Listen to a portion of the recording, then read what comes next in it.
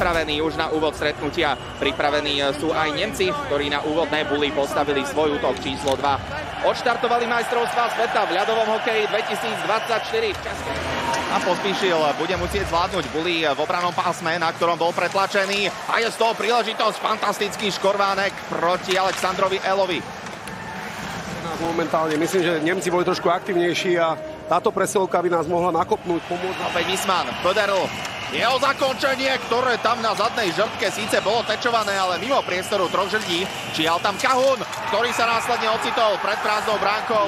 Škorvánka, respektíve back Sky Wisman. No a v konečnom dôsledku zmetky pred našou bránkou. Kahun tam číhal veľmi dobre na zadnej žrdi už potom v prvom teči.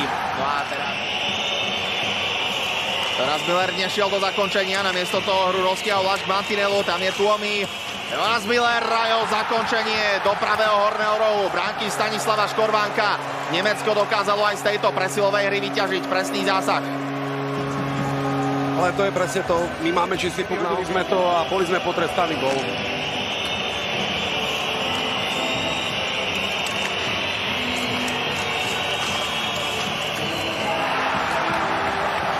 Kompromisné zakončenie od Jonasa Millera, srdciara a ikony berlínskeho klubu.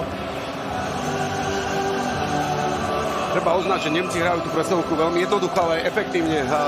Dobre, majú rýchle prihrávky, strieľajú na bránu, menia pohyb hráčov pred bránou, sú tam na Ešte potreboval možno pol sekundy viac času. Cehlarik v obrovskej šanci do Slavkovského prihrávke a dávame gól!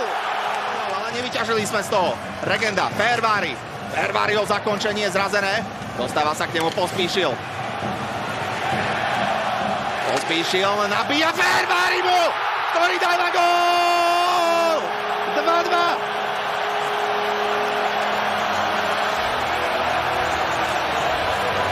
Toto je to, čo potrebujeme. Silných hráčov, strela na bránu, paráda 2-2. Takisto tí diváci opäť ožili. Výborná atmosféra a ja verím tomu, že budeme pokračovať ďalej.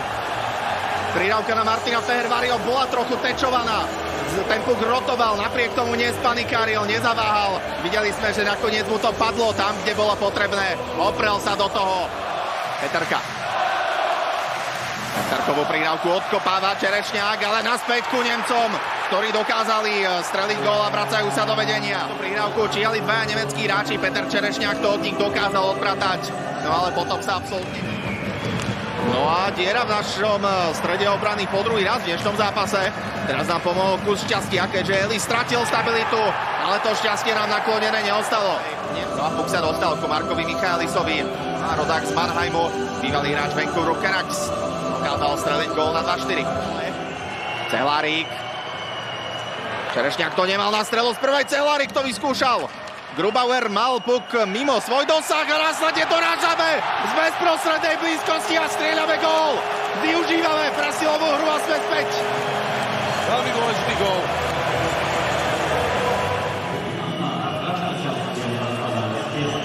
Frederik Tiefel níženie na 3-4. Ešte raz Juraj Slavkovský. Pred bránkou mal Libora Hudáčka a prišlo tam zakončenie, ktoré prepadlo cez Grubauera. Mali smerované k Liborovi Hudáčkovi, ktorý sa tam nachádzal pred bránkou.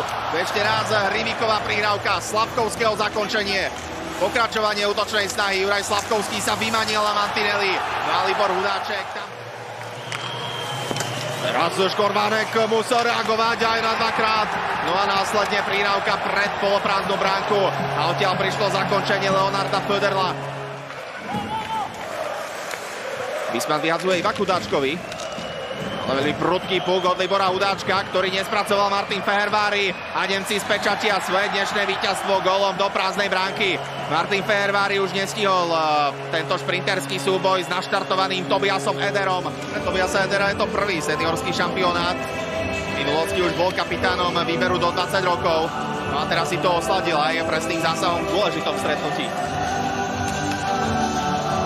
Takto hru zaviezli po mantineli do nemeckého pásma. Regenda sa vyslobodil od mantinelu, pekná prihrávka pred bránku a Matúš Sukeľ strieľa znižujúci gól na štorného týmu z minulého šampionátu, ale napríklad na 4 turnajoch po sebe nechýbal vo štvrťfinále, to mi dvakrát áno. Čo sa však medaily týka, tá prišla po 70 rokoch. Menštruácia